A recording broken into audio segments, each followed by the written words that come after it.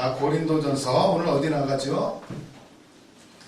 지난 주에는 7장까지 했습니다. 고린도전서 7장. 7장에서는 이제 믿는 자들 가운데 이제 결혼, 혼인을 어떻게 할 것인가. 가장 중요하죠. 혼인을 한다는 것이 가정을 이루고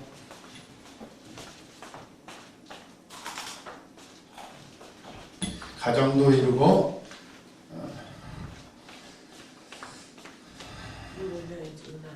그래서 보면 7장에서 가장 중요한 게 뭐라고 그랬죠? 결혼하느냐, 이혼에 대해서는 어떻게 생각합니까? 이혼? 절대 하면 안 되지. 네, 절대 하면 안 된다.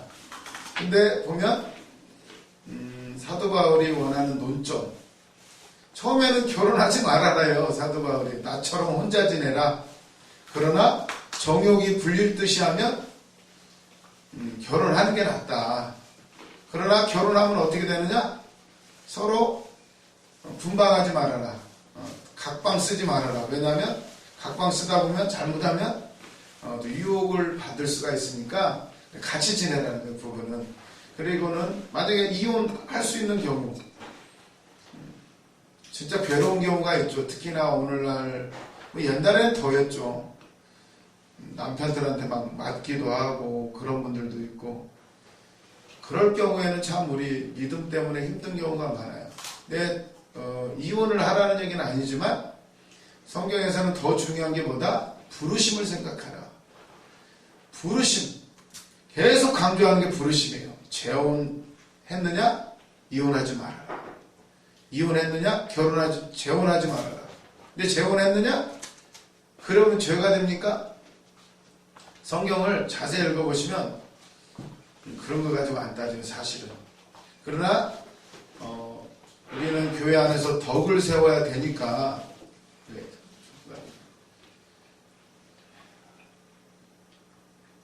덕을 세워야 되니까 다음부터 하지 마요. 덕을 세워야 되니까 간식 먹느라고.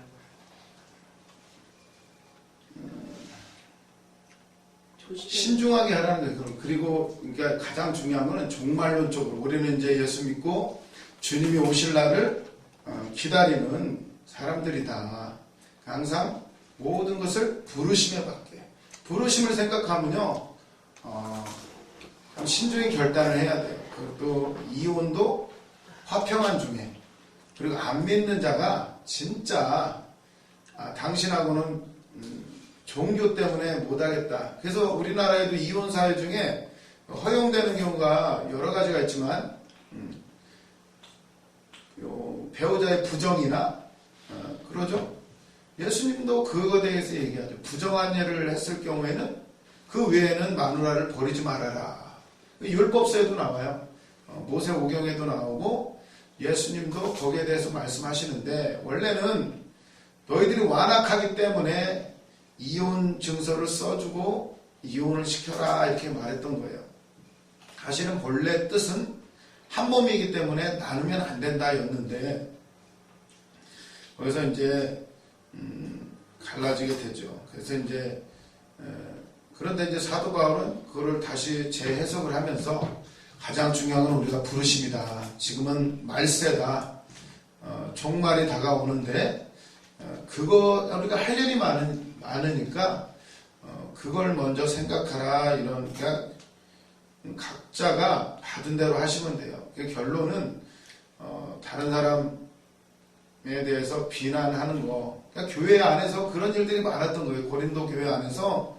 그 당시에는 더했죠. 있는 사람들, 돈 있고 힘 있는 권력자들, 이런 사람들이 너무나 돈 때문에 함부로, 심지어는 자기 계모하고 결혼하게 되는 그런 일들까지 심지어는 벌어지니까 이게 고린도전에서 이런 것까지 다루게 돼요. 그래서 성경은 참 오묘해요. 우리의 교회 안에서도 이런 일들이 있었다는 거예요. 오순절 마가다락방에 성령이 임하고, 그리고 엄청난 붕의 역사가 있었어요. 그러고 나서 한 세대가 흘러가요. 30년, 40년쯤 돼서 고린도에까지 엄청난 역사가 일어나는 거예요. 방언도 하고 예언도 하고 수많은 은사들은 나타나는데 정작 교회 안에서 열매가 맺어지고 더 하나 되고 이러면 얼마나 좋겠어요. 근데 더 난리가 난 거야. 여기서 예언하지 저기서 예언하지 아니다 네가 맞다 아니다 네가 틀리다 파벌이 갈라지고 문제가 보니까요 뜯어보니까 이 안에 많은 문제들이 있어요. 뭐 이런 결혼의 문제도 있고요. 그리고 일꾼들 아볼로건 바울이건 베드로건 다 하나님의 사역자라면 종이란 얘기야. 종 하나님의 종이란 얘기인데 그 종한테 너무 집중해가지고 인간을 우상처럼 하나님처럼 막 떠받드는 거예요. 그게 또 원인이 되는 거예요. 그래서 그런 문제를 다루면서 막 이러다 보니까 세상 법정까지 교회 문제를 막 끌고 가는 거예요. 그래서 이제 6장에서는 그걸 다루죠. 야, 너희들이 교회 안에서 스스로 처리할 수가 있는 것을 왜 세상까지 끌고 가느냐. 그 당시 법정이 시장, 가장 사람들이 많이 모이는 곳 광장에서 재판을 해요. 그러니 이게 그렇지 않아도 교회가 핍박받는 시대, 교회가 덕을 세우고 사람들에게 본이 되고 이래야 되는데 거기서 막 싸우는 거예요. 그러면 어떻게 돼요? 사람들이 손가락질하고 절대로 세상에 그걸 드러내지 말아라. 지혜롭게 해결하고 사랑으로 해결을 해라. 이렇게 하면서 7장에서 이제 결혼 문제를 다루게 되고 결론은 이겁니다. 가장 중요한 거 부르심을 생각하라. 콜링. 네 사명이 뭐냐. 사명에 맞게 아주 기도를 깊이 하고 결단을 하는 거예요. 결단을. 주 안에서만 할지니라 나오죠. 7장 39절에 보면 아내는 그 남편이 살아있는 동안에 매여 있다가 남편이 죽으면 자유로워 자기 뜻대로 시집갈 것이나 주 안에서만 할 것이니라. 아멘. 남편이 살아있는 동안 그 과부가 된 거죠. 과부가. 그러면은 과부가 됐으면 이제 결혼해도 된다는 얘기예요. 옛날에는 과부가 좀 제가 어렸을 때도 그랬던 것 같아. 조금 이렇게 남편 죽고 나서 결혼하면 약간 조금 이상하게 보는 그런 게 약간 있었던 것 같은데 사실은 괜찮은 거예요.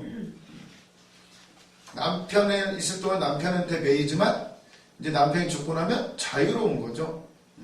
그러나 그거 자기 뜻대로 가는 게 아니라 주 안에서만 할지니라. 주님 안에서 진짜 주님이 주 안에서만 할지니라. 이게 가장 중요한 말씀이에요. 만이죠. 주 안에서만. 그렇죠? 아주 고민을 많이 해야 된다는 얘기예요. 기도하고 주 안에서. 우리 결혼할 때도 주 안에서만. 이혼한다는 건 좀 그런데 아주 신중하게 생각하시면 아무 문제될 게 없어요. 근데 함부로 하는 건 아닙니다. 그리고 그럼 보면 40절에 또 이렇게 결론을 맺죠. 그러나 내 뜻에는 그냥 지내는 것이 더욱 복이 있으리로다. 나도 또한 하나님의 영으로 받은 줄로 생각하노라. 이렇게 하면서 이제 8장으로 넘어가게 됩니다. 8장으로 넘어가게 되는데 이제 8장에서는 또 이제 생활면으로 들어가게 돼요. 살다 보면 어떻습니까? 경제적으로 힘들 때 시장에 가면은 물건을 사게 돼요. 저 같은 경우도 요즘에 이제 마트나 가면은 세일 물건, 세일하는 거 있죠? 50%. 그런 거 얼마나 반가운지 몰라요? 세일할 때, 세제도 세일할 때. 세일할 때 우리 세일하는 거 사지요. 뭐 죄가 됩니까, 그게? 죄가 아니죠.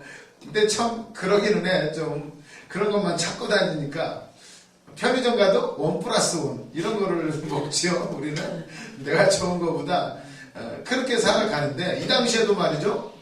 물건을 싸게 사는 방법이 있어요. 뭐냐면 가게 시장에 가서 물건을 산단 말이에요. 고기도 사고 채소도 사고 이렇게 사는데 싸게 사는 방법이 있어. 뭐야? 우상의 신전에다가 제사 지낸 거, 고기, 이런 채소, 과일 이런 거 있죠. 우상에서 제사 지낸 거는 싸게 팔아요, 시장에서. 어떻게 할까요? 내가 가난해, 내 예수 믿어, 내 가난해. 뭐 어떻게 하겠어요? 싼 거, 우상에 바쳐진 거 사 먹으면 어떻게 되지? 어떻게 될 것 같아요? 돼요, 안 돼요? 안 되세요? 안 돼요? 안 돼요. 예, 뭐라고 하세요? 그거 안 된다. 돈이 없는데? 비싼 거 사 먹어야 될까? 그럼 뭐 먹어? 그러니까 그런 걸 이제 다루는 거예요, 이게. 우리 어렸을 때는 어때요? 제사 지낸 음식 안 먹었어요, 저도. 우리 부모님도 그랬고, 교회에서도 그렇게 가르쳤고. 왜냐면, 그때는 아주 중요했죠. 지금은 많이 제사라는 거에 대해서 지금은 진짜 어느 세월이 이렇게 흐르다 보니까 솔직히 안 믿는 사람들 제사 거의 안 지내요. 그냥 대충 얼렁뚱땅이지. 그러지 않은가요? 옛날에는요, 엄마들 제사 음식 마련하려고 그냥 돈 없는데도 아주 그냥 매 달달이 있어요, 제사가. 뭐 시제가 뭔지 제가 잘 모르겠지만, 시제, 할머니, 고조 할머니, 증조 할머니, 이래저래 제사가 매달 있어요, 매달. 명절 때 해야지, 뭐 하지. 어떻게 합니까? 제사 지내고. 생각해보니까 저도 어렸을 때, 사람들 초대하자. 제사 지낼 때 저는 절하면 안 된다고 하니까 절을 안 했어요. 그래서 얼마나 많이 혼냈는지 몰라. 그건 약과야. 목사님들 그 간증할 때 들어보니까 막 두들겨 맞고 난리가 아니더라고요. 집안마다. 야, 그런 분들도 하나님 크게 쓰시더라고요. 보면 능력자로 만드시고, 그런 죽음을 통과한 사람, 윤석전 목사님 같은 경우도 그 어머니가 와, 순교자더만. 와, 예수 믿고서 그 어머니가, 윤석전 목사님 어머니가 간증 나중에 유튜브 보세요. 와, 눈물 없이는 진짜 못 들어요. 3번을 죽었다 살아났대요. 그 아버지가 막 목 졸라가지고 한 번 죽었다가 또 살아나고 또 살아나고. 3번째는요, 그 윤석전 목사님 초등학교 때래. 학교 갔다 왔더니 아버지가 담배 피고 딱 이러고 있고, 엄마는 여기 대들보에 이거 목이 딱 걸려가지고 그러고 있더래요. 엄마! 하고는 딱 새끼줄을 끌어서 내려왔는데 엄마가 완전히 죽어있더래요. 그러더니 그 모습 보고 아버지는 나가셨대요. 예수 믿는 것 때문에. 그 어머니를 붙잡고는 2시간 넘게, 3시간인가 기도했대잖아요. 그 어린 초등학생이. 하나님 아버지, 내가 죽은 나사로도 살리시고 비숑이다 하면서 2시간, 3시간을 기도했더니 대단해요. 어머니가 눈을 팍 뜨더래요. 깜짝 놀랐대요. 벌떡 일어나시더니 싸다구를 팍 때리더래요. 야, 이놈의 자식아, 내가 지금 아버지 품에 천국에 갔는데 너 때문에, 네 목소리, 네 기도 때문에 내가 살아가지고 내가 또 무슨 고생을 겪냐고 싸다기를 후려치시더래요. 와, 그러니 그 믿음이, 이거는요, 생사를 그냥 넘나드는 믿음이니까, 그러니까 그렇게 능력 있게 일하시는 거로 거의 그냥 목숨을 걸어요, 목숨을. 그 정도로 제사 지내는 거, 이런 거요, 보통 일이 아니었어요. 그런데 시대가 흘렀고 어때요? 많은 게 달라졌죠. 지금은 천주교는 그런 게 없었어요. 이미 천주교는 우리나라 들어올 때에 제사는 허용해라 해가지고 아무렇지 않게 했어요. 그거는 우리나라만의 어떤 문화적인 것이기 때문에, 천주교는 성교 방침이 그래요. 문화적인 거 다 인정하고 그리고 이렇게 하지요. 근데 신약에 보세요. 뭐가 나옵니까? 다 허용하되 우상에 대한 것과 목매어 죽인 것과 개에 대한 거, 이런 거만 금하고 나머지는 허용하라. 이렇게 이제 사도행전에 나오죠. 첫 번째 종교회의가 나옵니다. 그거 이제 그런 문제들 가지고 이제 사도행전 몇 장인가에 나오게 되는데, 그런 아주 중요한 지침을 조금씩 하게 돼요. 이제 천주교에서는 그걸 결정을 해요. 각 나라마다 고유한 문화가 있는데 그거는 허용을 하고 뭐 그렇게 그런 정책 때문에 천주교인들은 제사와 상관이 없어. 다 해요. 그 사람들은. 근데 우리 기독교는 안 된다는 거죠. 우상. 근데 이 얘기가 이제 많이 흘러갔는데 그 당시에 고린도 지역에서도 그런 일들이 있는 거예요. 부자들이야 상관없어요. 근데 가난한 사람들은 어떻게 할 거야? 우상에 바쳐진 재물은 더러워집니까? 제사 지냈으니까? 어때요? 그러면 우상은 힘이 있습니까? 나무로 깎아 만들고 돌로 만든 우상 어떤 의미가 있습니까? 그거 아무것도 아니에요. 그 신 아니야.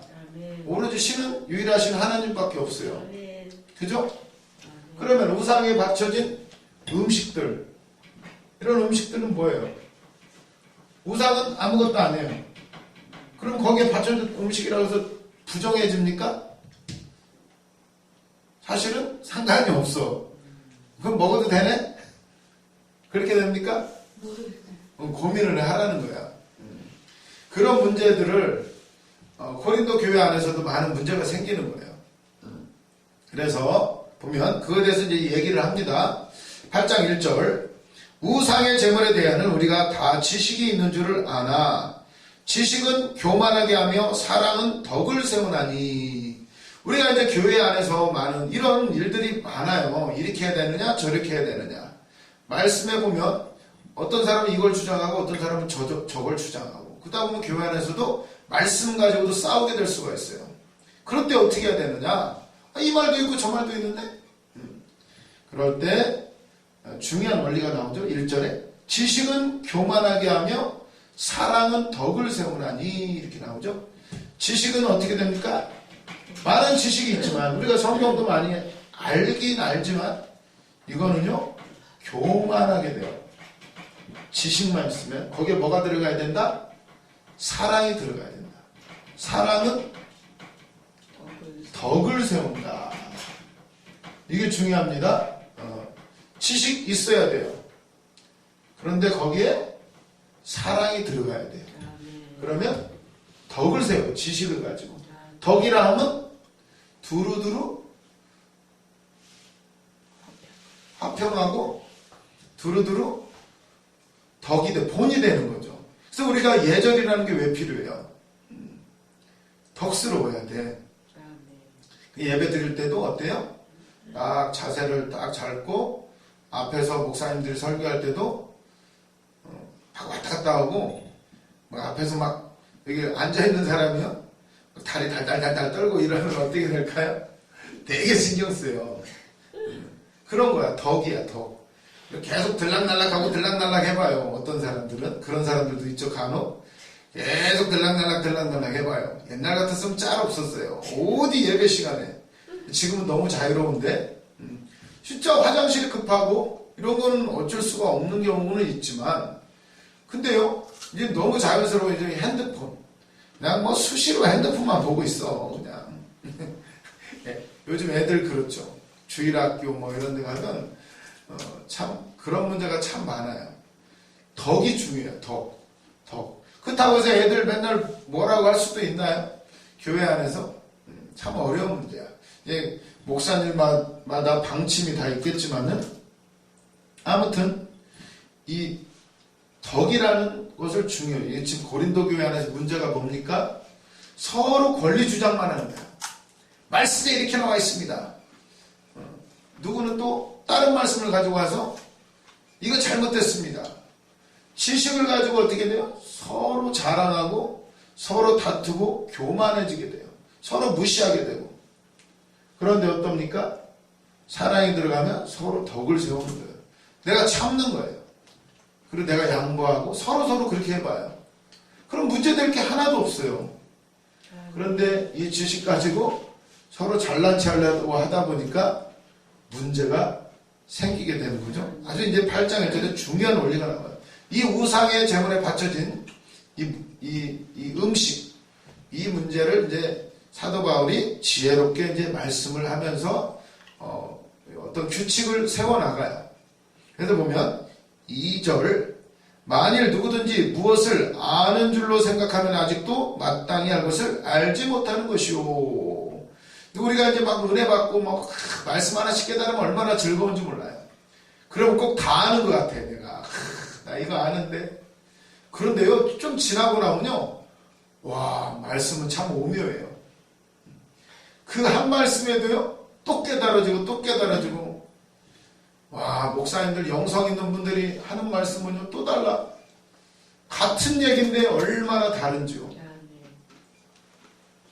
그런 것처럼 13절 9절에 보면 이런 말씀이 나오죠. 고린도서 13장 9절. 우리가 아는 것은요, 9절. 우리는 부분적으로 알고 부분적으로 예언하나 온전한 것이 올 때는 부분적으로 하던 것이 패하리라. 이렇게 나오죠. 우리가 안다고 생각하면 다 부분적인 거예요. 우리 은사 다 받은 사람 있습니까? 하나님 그렇게 해주시지 않아요. 각 교회 안에 필요에 따라서 하나님이 뜻대로 각자에게 은사도 나누어 주셔요. 각 지체가 되어서. 그래서 봉사의 은사 받은 사람이 있고, 말씀의 은사 받은 사람이 있고, 예언, 통변, 뭐 가지가지 병고침 다 각자 필요에 따라 성령님이 역사하시지만 특별하게 각자에게 주신 은사들이 있어요. 은사들이. 근데 그거 가지고 막 자기만 최고라고 하면 문제가 생겨요. 지식은 교만하게 한다. 은사도 마찬가지죠. 성경 지식뿐만 아니라 내가 받은 은사도 그것만 내세울 때 말씀이 없으면 무당하고 똑같아요. 무당하고. 그래서 보면 누구든지 무엇을 아는 줄로 생각하면 아직도 마땅히 알 것을 알지 못하는 것이고, 3절, 또 누구든지 하나님을 사랑하면 그 사람은 하나님도 알아주시느니라. 내가 주님을 사랑합니다. 하나님도 안돼요. 아신대. 문제는 하나님에 대한 그 열심으로 다른 사람을 힘들게 하면 안 돼. 힘들게 하면. 4절 보시면, 그러므로 우상의 제물을 먹는 일에 대하여는 우리가 우상은 세상에 아무것도 아니며 또한 하나님은 한 분밖에 없는 줄을 아노라. 맞아요. 아까 한 얘기죠. 우상은요 아무것도 아니에요. 세상의 신은요 한 분이에요. 오로지 한 분. 하나님 한 분. 예수 그리스도. 그분이 왕이 되시고, 우상은 아무것도 아니기 때문에, 그러면 우상에게 바쳐진 음식도 우상은 아무것이 아니기 때문에 이 음식은 깨끗합니까? 더럽습니까? 깨끗한 거예요. 사실은 우상은 아무것도 아니니까. 그런데 문제는 덕을 생각해야 된다는 것이에요. 덕을. 사람들이 보기에 세상 사람들이 어떻게 생각하는지, 그리고 교회 안에서도 사람들이 어떻게 생각하는가 조금씩 달라집니다. 보면 5절, 비록 하늘이나 땅이나 신이라 불리는 자가 있어 많은 신과 많은 주가 있으나 그러나 우리에게는 한 하나님 곧 아버지가 계시니 만물이 그에게서 났고 우리도 그를 위하여 있고 또한 한 주 예수 그리스도께서 계시니 만물이 그로 말미암고 우리도 그로 말미암아 있느니라. 계속 같은 얘기를 하는 거죠. 오로지 한 분 하나님이시고 그 한 분에 의해서 주 예수 그리스도께서 나셨고, 만물이 또한 그분으로 말미암아 성부 성자 성령께서 만물을 창조하셨다. 7절, 그러나 이 지식은 모든 사람에게 있는 것이 아니므로 어떤 이들은 지금까지 우상에 대한 습관이 있어 우상의 제물로 알고 먹는 거로 그들의 양심이 약해지고 더러워지느니라. 이렇게 나오죠. 그러나 그 믿음이 똑같은 게 아니에요. 어떤 사람들은요 힘들어. 그런 분들 압니까? 막 우상 숭배하던 분들, 무당 굿하고 그랬던 분들이 예수 믿는 경우가 있어요. 그죠? 그런 분들 많아요. 갑자기 누구에게 전도받은 것도 아닌데 어느 날 하나님의 음성을 듣고 예수 믿게 되는 그 무당 그런 분들이 있어요. 근데 그런 분들 같은 경우에는 어떻게 되는지 아십니까? 제사 음식 먹기만 해도요, 난리가 나요. 거의 막 죽다 살아나요. 그 왜 그러죠? 아무것도 아니라며. 우상은 아무것도 아니고 우상에 바친 재물도 아무것도 아닌데, 그런 분들, 우상숭배 많이 하고 이런 분들은요, 이거 제사 음식 먹으면 난리 나요. 저도 어렸을 때 약간 그런 걸 경험을 했어요. 제사상에 바쳐진 음식 먹으면은 꼭 이상한 일이 생기더라고요. 왜 그럽니까, 그건? 그런 경우는 하나님께서 특별히, 그러니까 왜 술 많이 먹던 분들, 사실 실수로 술을 먹을 수도 있는데, 잘못해가지고, 술 많이 먹던 분들 술을 끊었을 때, 예수 믿고 끊었을 때, 어떻게 됩니까? 술 마시면 난리가 나요, 막 속이 뒤집어지고, 막 독약 먹는 것처럼 느낄 때가 있어요. 그런 경우 있습니다. 하나님이 특별히 술을 끊게 하시려고. 그럼 무당, 굿하고 이러신 분들, 예수 믿을 때, 이런 건 난리가 나요. 그런 분들은요, 어떤 그 우상, 뭐라고 해야 돼? 만물상 이런 거? 나도 그런 거 한번 느껴본 적이 있어요. 이게 정치는 집 이렇게 지나가는데, 뭐가 있나 이렇게 쫙 이렇게 봤거든요. 근데 저 멀리 불상 하나가 조그만 게 보이더라고. 근데 저 그 어렸을 때 제가 믿음이 약할 때니까 뭐가요? 찡 하면 떨어지면 머리가 막 빙 하더라고. 아, 그래가지고요. 힘들었어요. 그건 제 체험이에요. 다 그런 건 아닌데, 그 왜 그랬죠? 가까이 가지 말라고. 아예 가까이 가지 말라고. 예전에 저 대구에서도 우리 그랬죠? 저 팔공산에 그 불상 거기 큰 거 있잖아요. 그거 한번 구경 가보려고 갔더니요. 갔다 왔더니 머리가 어지러워가지고 힘들었어. 그런데 기도를 하면서 갔죠. 하나님 저거 무너지게 해주세요. 그때는 막 혈기왕성해가지고 저 불상 앞에다가 큰 교회를 세워가지고 아주 그냥 막 이런 마음을 내가 먹고 막 이랬어요. 그럼 어떻게 될까요? 그 불상 앞에다가 큰 교회를 세워봐. 맨날 싸울걸? 하나님 그걸 원하실까요? 글쎄 모르겠어요. 그렇게 하는 분도 계셔요. 막 그래가지고 그냥 싸우고 위에는 우리 저 대구 같은 경우는 지하실에 이제 교회가 생겼잖아. 근데 2층인가에 절이 있었어요. 절이. 결국 그 중 나갔어요. 몇 달 뒤에 다행히. 그 참 희한하더라고요. 우리 그 대구 햇빛교회 들어가고 나서 그분이 이사 갔어요. 아무튼 그런 문제들 무슨 얘기하다가 이렇게 됐어요. 아무것도 아닌데 어떻게 돼요? 그럼 마음대로 먹어도 되나? 아니에요. 7절 보시면 그러나 이 지식은 모든 사람에게 있는 것이 아니다. 믿음이 강한 자도 있고 약한 자도 있다.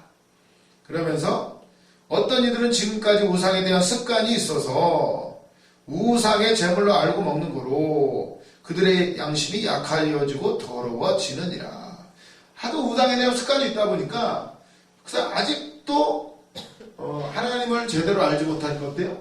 우상의 제물 건드리면 큰일 나? 뭐 이런 마음들이 있는 거예요. 함부로 대하면 안 돼. 이런 마음들이 있는 사람들은 양심에 꺼림칙하면 어떻게 됩니까? 탈이 나게 돼 있어요. 제가 어렸을 때 그래서 그랬어. 용케도요. 우리 엄마가 어디서 이제 제사 지내는 음식 이런 거 얻어온단 말이에요. 잔치집이나 이런 데 가서. 그러면요, 우리 엄마는 새끼 먹이려고 고기나 뭐 이런 거 싸운단 말이에요. 용케 알고요. 그거 먹으면 탈이 나는 거예요. 제가 어렸을 때. 어떻게 알았냐고. 역시 우리 애기는 믿음이 좋다고. 믿음이 좋은 게 아니라 하나님이 그때는 심한 간섭이 있다고 그러죠. 간섭을 하실 때야. 우리도 금식 처음 할 때는 어떻습니까? 아주 뭐 하나님이 간섭이 심할 때는요. 조금만 잘못해도 보식 조금만 잘못해도 엄청나게 고생하죠. 근데 이제 조금 이제 하다 보면 이제 요령도 생기고 요령이 꼭 좋은 건 아닌데 조금 이제 하나님이 금식의 의미를 알게 되고 하면서 괜찮아져요. 그런 걸 보면은 사람마다 틀려요. 그렇다고 해서 우리가 서로 판단하면 안 된다는 거예요. 그래서 이제 여기서 하시는 말씀이 덕을 세우라는 거예요. 덕을. 8절에 보시면 음식은 우리를 하나님 앞에 내세우지 못하나니 우리가 먹지 않는다고 해서 더 못 사는 것도 아니고 먹는다고 해서 더 잘 사는 것도 아니니라. 참 중요한 말이 나오죠. 그러니까 음식, 뭐 영양가 있는 음식, 몸에 좋은 음식, 우리가 너무 이런 거 안 따져도 괜찮아요. 음식을 먹지 않는다고 해서 더 못 사는 것도 아니고 먹는다고 해서 더 잘 삽니까? 배에 들어가면 다 똑같아. 9절 그런즉 너희의 자유가 믿음이 약한 자들에게 걸려 넘어지는 것이 아직 되지 않도록 조심하라. 그렇죠? 자유. 우리는 자유합니다. 어떤 것든 먹어도 되고 감사함으로 받으면 버릴 것이 없다고 그랬어요. 하지만 믿음이 약한 자들이 있어요. 초신자들, 약한 사람들이 있을 때 어떻게 됩니까? 예수 믿는 사람들이 저거 먹어도 되나? 막 이런단 말이에요. 그런 경험을 참 많이 해요. 대학교 갔을 때도 그랬고 군대 갔을 때도 그랬고 심지어는 친척집에 갔을 때도 그런 일들이 있어요. 특히나 대학교 갔을 때요. 막 술 마시러 간단 말이에요. 대학교 처음 갔을 때 선배님들이 술 마시라고. 전 교회 다녀서 안 마십니다. 뭐 그런 게 있냐고. 목사도 마시고 내가 봤는데 뭐 집사들도 다 마신다고. 네가 뭔데 안 마시냐고. 그래요? 그리고는 마시잖아요. 저는 물론 안 마셨지만 끝까지. 그때 어떤 분이 저한테 사이다를 주더라고요. 그래서 그래서 저는 대학교 다닐 때 항상 이게 그래도 처음에는 사귀어야 되니까 가다 보면 술자리란 말이에요. 항상 저는 콜라하고 사이다를 페트병으로 사가지고 갔어요. 남들 술 마실 때 저는 혼자 따라서 마시고 그들이 나중에 나도 좀 줘라 하고는 마시더라고. 근데 이제 그것도 몇 번 하다 보니까 필요 없더라고요. 그래서 그냥 그다음부터는 이제 술자리 안 가게 되고 그랬는데 그런데요. 무슨 얘기하다 이렇게 됐지? 양심. 네? 양심. 양심이요. 근데요, 그 술, 뭐 어때냐고 마시라고 하잖아요? 먹은 친구들이 있어. 나중에 뭔 소리 하는 줄 알아요? 선배님들이 그러더라고요. 얘만 제대로 예수 믿는 사람이고, 야, 니네 나머지들은 다 가짜의 새끼들아, 이러더라고. 그렇다니까요. 세상 사람들이, 뭐 어떠냐고, 이렇게 해놓고요. 그들도 알아요. 교회 다니면 술 안 마신다. 물론 각 나라마다 문화는 다 달라요. 하지만 우리나라는 어때요? 예수 믿으면 술, 담배 안 한다. 지금은 조금 좀 달라졌지만 그게 그 당시만 해도 그 당시만 해도 그게 아예 알고 있어요. 세상 사람들도. 그들이 술을 권해놓고는요. 나중에 뒤에 가서 욕해요. 저 가짜야 저거. 이래요. 그래서 속으면 안 돼 우리가. 물론 그것이 우리를 해하지는 못해. 그런다고 해서 우리가 천국 못 가고 안 가고 이런 건 아닌데요. 그런 거 하다 보면 어떻게 됩니까? 물들어. 똑같이 세상 사람들하고. 그래서 덕을 세우기 위해서 좀 힘들지만 안 하는 거죠. 그 얘기를 지금 사도 바울이 고린도전서 8장을 통해서 말씀을 하는 거예요. 그러니까 믿음이 약한 자도 있단 말이에요. 목사님들은 술 마십니까 안 마십니까? 난 모르겠어. 근데요, 큰일 나요, 큰일 나. 성도들이 알면요, 완전히 시험 들어요. 그러니까 모양이라도 보여야 돼, 모양이라도. 보면 8절 보시면 9절 그런즉 너희의 자유가 믿음이 약한 자들에게 걸려 넘어지는 것이 하게 되는 것이 되지 않도록 조심하라. 10절 지식 있는 내가 우상의 집에 앉아 먹는 것을 누구든지 보면 그 믿음이 약한 자들의 양심이 담력을 얻어 우상의 제물을 먹게 되지 않겠느냐. 그러면 내 지식으로 그 믿음이 약한 자가 멸망하나니 그는 그리스도께서 위하여 죽으신 형제라. 이같이 너희가 형제에게 죄를 지어 그 약한 양심을 상하게 하는 것이 곧 그리스도에게 죄를 짓는 것이니라. 나는 자유가 있지만 나는 우상의 점을 보고도 아무렇지 않아. 그러나 그것 때문에 다른 사람들이 보고 시험 드는 거야. 목사님이 저런 거 먹네? 이러면 그 사람들도 담력을 얻어가지고, 문제는 이런 거 먹고 안 먹고 중에 다음에 이 사람들이 어떨까요? 초신자들, 믿음이 약한 자들.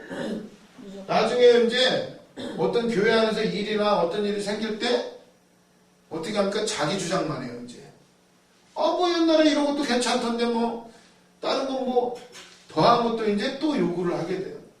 그러면 이제 질서가 무너지게 되는 거예요. 그래서 시험에 걸려 넘어지지 않도록 조심해라.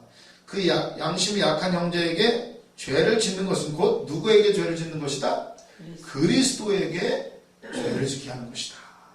믿음이 약한 자가 잘해야 돼. 약한 자한테. 그게 그리스도, 그 예수님도 그런 말씀하세요. 소자에게 한 것이 곧 나한테 한 것이다. 여기 보면 13절, 그러므로 만일 음식이 내 형제를 실족하게 한다면 나는 영원히 고기를 먹지 아니하며 내 형제를 실족하지 않게 하리라. 난 고기도 안 먹겠대요. 바울이 그것 때문에 다른 사람을 실족하게 한다라면, 그런 얘기를 하면서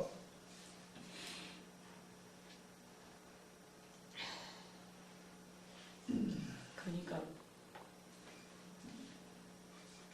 좀 더 자세히 설명해 주셔야 될 것 같은데요. 여기서 말씀하는 것은 지식은 꼭 필요한 거지만 한계가 있다는 거예요. 한계가. 아는 것만으로 됩니까? 신학교 다닐 때는 그거 알으니까 이제 될 것 같아. 근데 진짜는 어떻게 됩니까? 이제 다른 게 부분들이 있더라고요. 그래서 기도를 해야 되고 그때마다 하나님 주시는 지혜로 해나가야 되는 부분이 있어요. 그래서 근데 이 고린도 교회의 문제가 그거였어요. 지식은 많아. 은사도 많아. 문제는 공동체 의식이에요. 공동체. 교회는 예수님이 머리가 되고 각 지체를 이루어서 한 몸을 이루어야 되는데, 이 공동체 의식, 이게 교회죠. 교회. 이게 없으니까 각자 다 한마디씩 하는 거예요. 그래서 피종지 목사님이 이런 말씀을 하시죠. 피종지 목사님이. 내가 그 소리 듣고 깜짝 놀랐어요. 그 말씀. 목사님께서 이제 개척을 해서 교회가 부흥이 되기 시작했대요. 100명, 200명. 그건 좋은데, 이제 목사님이시니까 믿음이 약한 자들을 다 세워야 되니까 비율을 맞추기 시작한 거예요. 김 집사 비율을 맞췄더니 이 집사가 삐지더래요. 그래서 삐진 이 집사 비율을 맞췄더니 또 박 집사가 삐지더래요. 박 집사 비율을 맞췄더니 또 누가 또 삐지는 거예요. 와, 목회가 괴로워지기 시작하는 거예요. 날로 부흥은 되는데 그 사람들 다 비율을 맞추려니 맞출 수가 있을까요? 없을까요? 사람은 다 달라요. 생각하는 것도 다 달라. 성격도 다 달라. 교회 일을 어떻게 해나가야 돼? 그 사람들 얘기 다 들어주면 교회가 일이 되지를 않아요. 그래서 하나님한테 기도를 하셨대요. 하나님 어떻게 합니까? 그랬더니 하나님 지혜를 주셨대. 그래서 교인들한테 선포했대요. 어느 날, 여러분, 나 이제 여러분들 비유 못 맞춥니다. 왜? 나는 혼자인데 당신들은 100명, 200명이니까 내가 어떻게 100명, 200명 다 비유 맞춥니까? 앞으로 나는 비유 맞추지 않습니다. 여러분들이 나한테 맞추세요. 여러분들은 나 한 명만 맞추면 되지 않습니까? 그렇게 말씀하셨대요. 그게 되지 않아요? 지혜롭죠. 목사님 한 사람이 여러 사람 비유 못 맞추잖아요. 그러니까 교인들이 목사님만 맞추면 되지. 한 명만. 그러면 목사님은 마음대로 해도 되나요? 목사님은 누구 비유 맞춰야 돼? 예수님. 여러분, 당신들은 내 비유 맞추세요. 나는 예수님의 비유를 맞추겠습니다. 말씀 따라 가겠습니다. 하나가 되는 거예요, 교회가. 와, 그 지혜가요, 엄청나지 않습니까? 너무나 간단한 거예요, 교회는. 그래서 목사님, 교회는요, 그 세우신 지도자들을 통해서 그들에게 지혜를 줘서 교회를 이끌어가게 하시는 거예요. 그러니까 그것만 따라가면 돼요. 왜 교회마다 각자 사명이 달라요. 어떤 분은 선교, 어떤 분은 전도, 어떤 분은 말씀으로, 어떤 분은 은사로, 다 다른 방법으로 일하시는데 거기에 맞게 하나님은 교인들도 보내실 거란 말이에요. 그럼 누구 말만 잘 들으면 돼요? 그래서 담임 목사님이 중요한 거예요.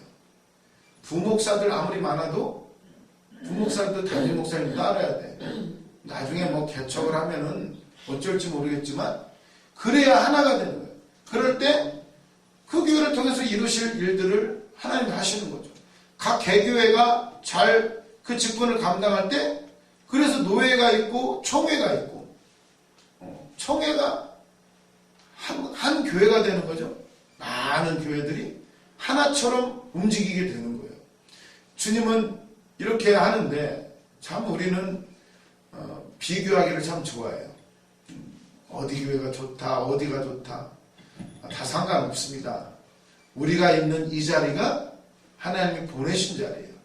이때 우리가 순종의 훈련을 하면 우리도 이제 하나님 만약에 보내신다면 거기에 맞게 또 지혜를 부어주실 거예요. 그렇다면 사도 바울은요, 지식보다 더 중요한 거, 덕을 세워야 된다. 덕을. 공동체 의식이요. 공동체를 생각할 때 지혜가 나오는 거예요. 그래서 저도 이제 훈련을 받으면서 보니까, 야, 지혜는요, 나만 생각할 때는 절대 지혜가 열리지 않더라고요. 남을 생각하게 되고, 더 나아가서 교회를 생각하고, 하나님이 어떻게 생각하시는가를, 그러니까 이게 그릇이 커진다고 그러죠. 보는 시야가 넓어져요. 그럴 때 그 모두를 충족시킬 수 있는 그 지혜, 그게 진짜 지혜더라고요. 근데 나만 생각할 때는 안 보여요. 그게 빨리 나를 뛰어넘어야 돼요. 그러니까 복음은 뭐예요? 나는 죽고 이제는 예수 그리스도로 사는 거예요. 그럴 때가 진짜 지혜인 것을 믿으시기 바랍니다. 아, 그걸 깨달은 지 얼마 안 됐어요. 보면은, 아, 저 사람은 왜 머리가 좋고 똑똑한데 왜 저게 안 보일까? 자기만 생각합니다. 자기만. 그러니까 우리가 힘써야 될 것은 그런 거더라고요. 여러분.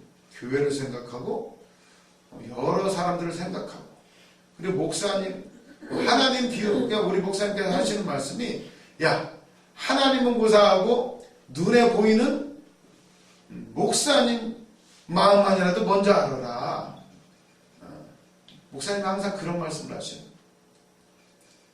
지도자를 통과하지 않은 사람은 제대로 만들어지지를 않는다는 거예요. 그 너머에 있는 담임 목사님들과 함께하는 그 성령님을 알 때 그게 열려요. 그래서 진짜 빨리빨리 성장하고 싶나 원하신다면 그걸 생각을 하세요. 사도 바울도 이런 얘기를 하는 거예요. 그래, 너희들이 지식이 많다. 왜 이런 얘기를 하냐면 이 사람들이요, 막 마음대로 우상 신전에 있는 그 재물들을 먹는단 말이에요.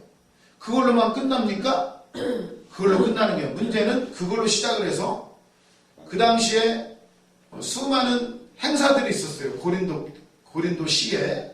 그럼 축제가 벌어지고 우상의 신전에 그 음식도 나오고, 그 음식을 먹으러 가면서 그 음식만 먹습니까? 거기는 축제를 즐기게 돼요.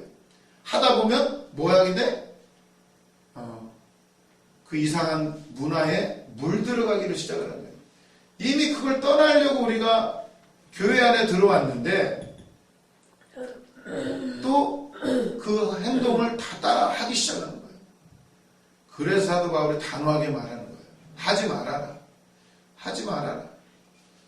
약한 자들 다 넘어지게 할 뿐만 아니라 너희들도 넘어지니까